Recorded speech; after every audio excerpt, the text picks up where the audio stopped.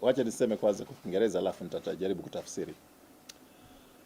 I hear about different wings in Jubilee Party. I want to be able to tell you that as Secretary General, I've been looking for these wings. I've not seen it. We only have legs. There are no wings. We have the legs of our foot soldiers who are working in this country, in the cabinet, to try and deliver on what we promised Kenyans in our manifesto and during the campaigns. So this question of wings, I can assure you that as far as I'm concerned, it is a storm in a teacup. There are no wings. There's one party, one president, one deputy president. We have said this so many times. But I understand where you're coming from.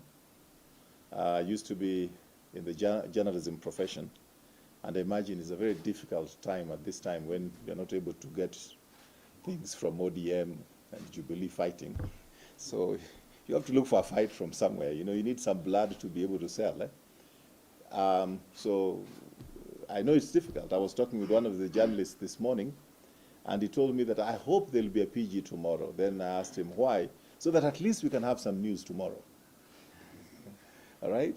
I think I want to be able to appeal to you that this country belongs to all of us. Whatever profession you are in,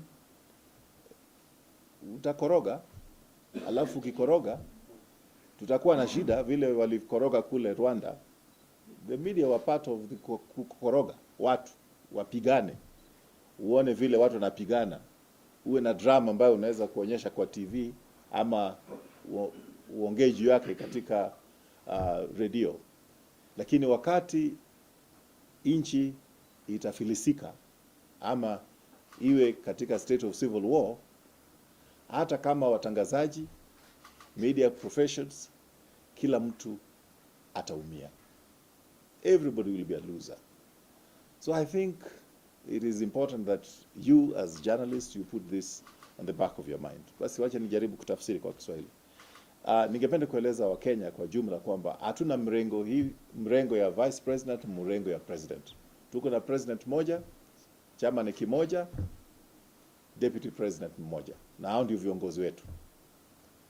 Ni kweli kuna wale ambao unaweza kusema wametoka katika eneo wa Rift Valley, ama kuna wale ambao wametoka kwa eneo ya Central, ama kuna wale ambao wametoka kwa eneo ya Western, kuna wale ambao wametoka eneo ya Nyanza, Coast na kadhalika. The biggest danger we run in this country ni kwamba kila mtu anaangalia eneo yake, alafu tunaanza kusahau eneo ya Kenya kwa jumla. That is a problem not only for which you can talk about the party, but it is for the whole country, including you in the media. If you ask me my name and I tell you my name is so and so, if you cannot figure out which tribe I am from, you unaanza kuniuliza na unatoka county gani? That is going to harm us. Any question? No, you had one. Let's hear from this guy. You talked of party strengthening programs. Which are these programs, and is it appointed towards a weakness somewhere? Yes, it's appointed to a weakness. Because, and this is a weakness which is in all Kenyan political parties. And that is what Jubilee as a party is trying to cure. We try to bring 12 parties together, which essentially had ethnic basis, to make one party. And would want to get more parties to come on board. But even before we get other Kenyans to come on board, we want to be able to define what is it that makes us Jubilee. We're not Jubilee. We should not be Jubilee because we belong to tribe 1, 2, 3. We should be Jubilee because of a certain ideological and policy position that we advocate, which is the prosperity for Kenyans, the inclusivity of Kenyans, the hope that we must give to our next generation. We got this country from our fathers. We are holding it in trust for the next generation.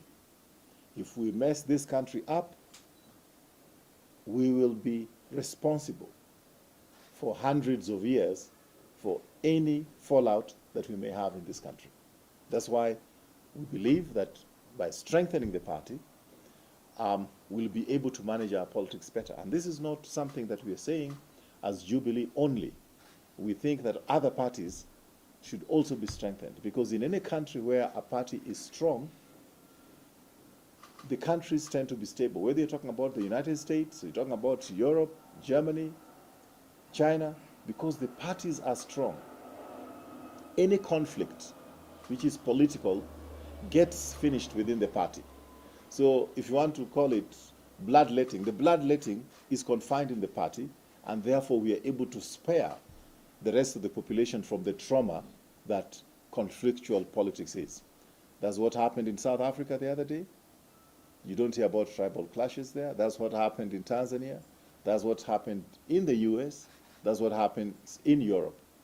When the parties are strong, they are able to manage this polarization which can come about because of political conflict. And this is not fiction. This happened in this country before. Have these weaknesses emerged because of the handshake, and where does the handshake leave the party? Okay. I want you to understand that, first of all, it is our aspiration that we have a country called Kenya. And we all have to work together towards having a country called Kenya, which is viable, prosperous, and has room for all of us.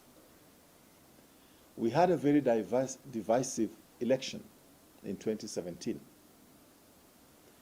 But even the party that lost to Jubilee, those who belong to that party are our brothers and sisters. They are Kenyans. We must shake hands with them. Not only shake hands with them, we must embrace them. It may be difficult when you've been having a squabble with somebody, but we must not forget our shared humanity and the shared space called Kenya. So it is not about where does that leave Jubilee. It is where does that leave Kenya. Is it better or is it worse?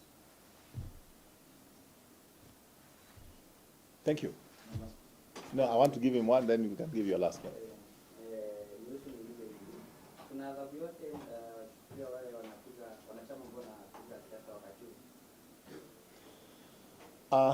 Vile shaka nimesema hapo awali kwamba chama chetu cha Jubilee ni chama ambayo unaweza kusema bado ni chama changa.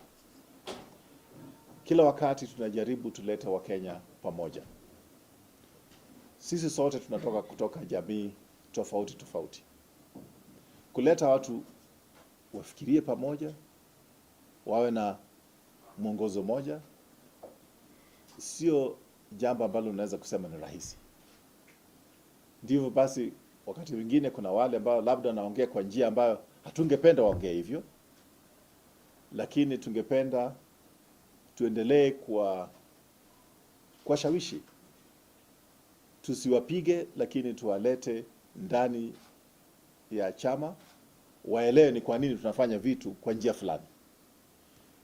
What we want to bring is mutual respect, even in our diversity. We cannot operate on the basis of threats, of blackmail, of arrogance. That is both by the people who may be speaking out of turn, and even ourselves as the leadership of the party. We must have the humility to be able to listen and to try and understand where people are coming from and see if we can persuade them to see things our way, as opposed to being confrontational. Last. Are we likely to see names such as my brother come back and matching ties now that the other day? Come again? Is Are that? we likely, now that you say that there are no rifts within Jubilee, are we likely to see the president and his deputy referring to each other as my brother once again, as opposed to Will Jama? No, I mean, I think from what I know,